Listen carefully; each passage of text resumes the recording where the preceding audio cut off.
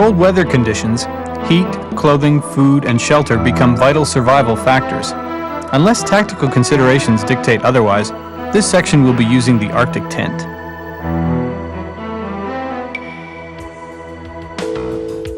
The Arctic tent is bell-shaped, with a 5-sided base. It is composed of a light, water-resistant fabric and is supported by a central tent pole and 16 guy lines. It is equipped with a zippered door, tie-down points, air vents, a stovepipe opening, and a reinforced apex for the tent pole. The tent is also equipped with snow flaps.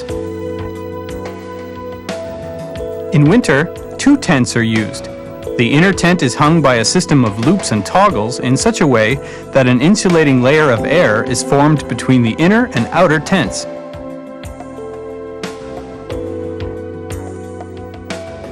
When embarking on an operation, all equipment must be carefully inspected.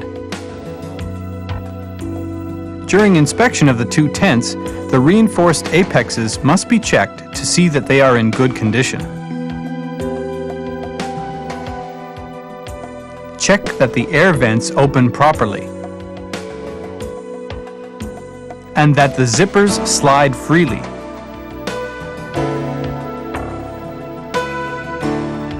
During inspection of sides and flaps, all seams must be carefully checked.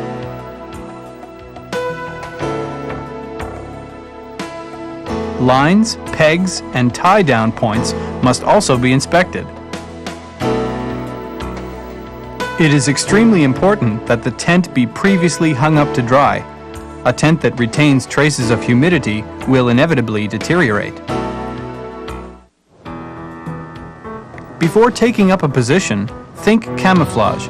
For example, to avoid leaving visible tracks, the position should be approached under cover of woods or behind snowbanks and slopes. The choice of a campsite for the platoon must take into account a number of tactical considerations. Choose a position that affords the best possible defense advantages. This sketch shows that the trail leading to the encampment branches off into an area well hidden by trees. One or more false trails will lure the enemy away. An observation post should provide a line of sight that will enable any enemy approach to be spotted. A forest is the ideal surrounding, since it provides the best possible cover against observation by the enemy. It also provides the material you need for camouflage, tent insulation, and heating. The layout of the camp is normally determined by the platoon's reconnaissance party, made up of the platoon and Section 2 ICs.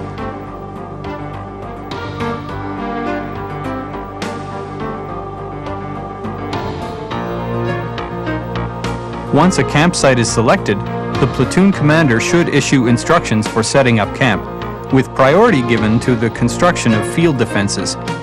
Normally, everything having to do with living quarters and meals will come last. Setting up observation posts, designating patrol routes, and laying security devices such as booby traps or mines will be accomplished first. Once defense installations are well underway, attention can be turned to setting up the camp itself. The section commander confirms the siting of the tent and its orientation in relation to the rest of the encampment and issues detailed instructions to all personnel. The cook should be put to work as soon as possible. The section will usually carry its own water supply. Otherwise, water may be obtained by melting ice or snow. In that case, however, water must be purified by boiling it for several minutes or by treating it with water purification tablets. Setting up the tent requires a minimum of 5 persons. The tent is laid out flat on the ground with the door zipper closed.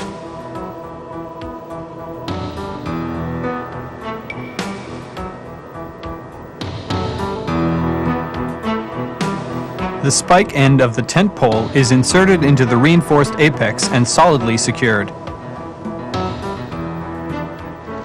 As one person holds the pole in place, the others lay out the lines, beginning with the lower ones. Next, the middle lines are laid out, then finally the upper ones.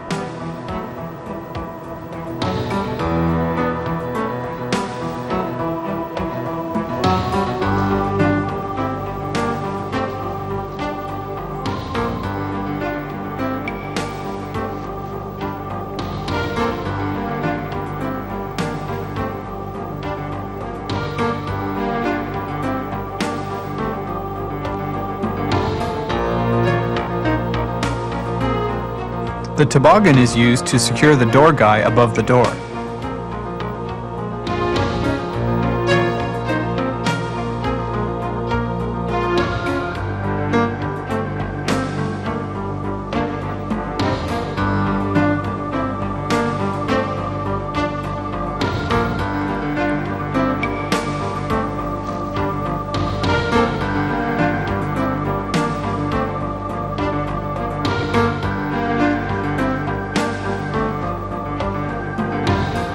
So as to give the tent better stability and insulation, snow is banked over the tent flaps. Meanwhile, others will be setting up a latrine and a garbage pit. The latrine should be some distance from the tents, but not so far as to encourage lax observation of the rules of proper hygiene. It consists essentially of a pit and an overhung tree trunk. The windbreak may be made of branches, blocks of snow, fabric, or whatever is handy. The living routine inside a tent must be properly organized because space is restricted, so rucksacks and weapons are left outside. In the case of the weapons, this also helps to avoid condensation. At the same time, it is advisable to keep at least one weapon at hand inside. The cook is the first to go inside and organize equipment and supplies.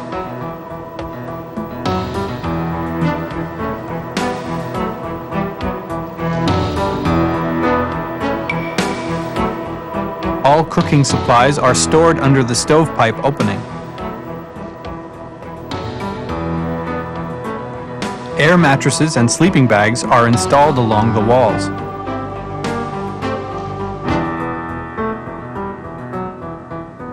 Once inside the tent, all personnel must stay put and not move about any more than is necessary. Properly trained personnel should need less than half an hour to set up camp. At bedtime, sleeping bags are arranged about the tent according to prior duty assignments. So long as this is done methodically, the sentry will not have to disturb the whole group when waking up his replacement during the night. Those who use sleeping bags should wear the least possible clothing. However, there will be times when tactical considerations will call for sleeping fully clothed on top of the sleeping bag, using a parka as a blanket.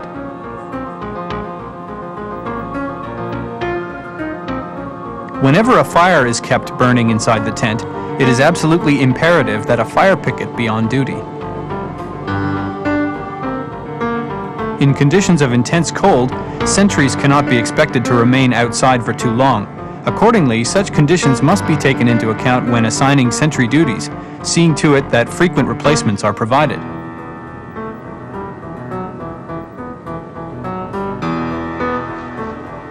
In the morning, breakfast will be served more promptly if care is taken to fuel the stoves and prepare rations ahead of time.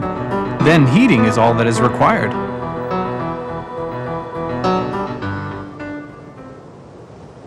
Once the camp is up and about, the latrine and garbage pit must be covered with at least 60 centimeters of snow.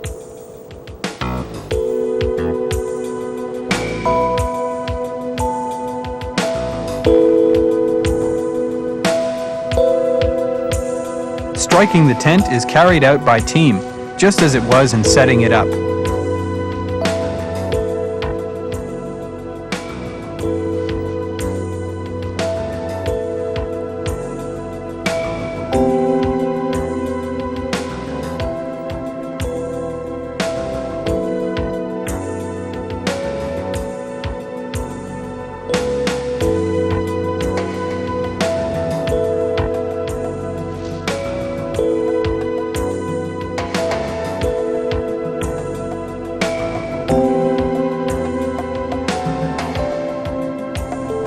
It is important that the tent be folded carefully so that it is kept in good condition and will be easier to set up the next time.